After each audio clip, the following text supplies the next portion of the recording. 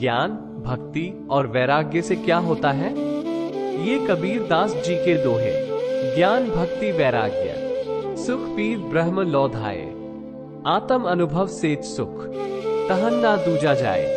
कबीर दास जी कहते हैं कि ज्ञान यानी जानकारी होना, भक्ति यानी भगवान के प्रति आदर भाव होना और वैराग्य यानी आसक्ति से दूर होना होता है।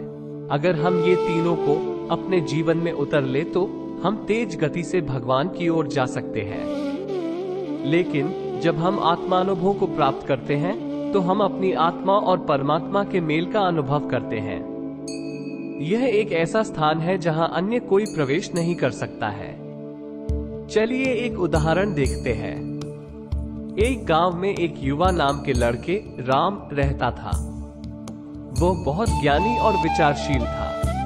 राम के पास विभिन्न विद्याओं का ज्ञान था और वह सभी के मन में एक उजाला भर देता था। वो भगवान के प्रति भी गहरी भक्ति रखता था और उनके नाम जपने में लगा रहता था। राम के जीवन में एक दिन एक वृद्ध आदमी उसके पास आया। उसने राम से कहा, बेटा, तू ज्ञानी और भक्तिमय है, लेकिन अब तक तूने वैराग्य नहीं देखा है। यदि तू वैराग्य का अनुभव करेगा तो तू भगवान की ओर तेज गति से पहुंचेगा और आत्मानुभव को प्राप्त करेगा। राम ने वृद्ध आदमी की बातों को ध्यान से सुना और अपने जीवन में वैराग्य का मार्ग देखने का निर्णय किया। उसने सभी संबंधों को त्याग दिया और वनवासी सन्यासी जीवन अपनाया। जीवन के इस नए मोड़ पर राम ने अपने आत्मा की खोज की और ध्यान से भगवान की अनुभूति को प्राप्त किया।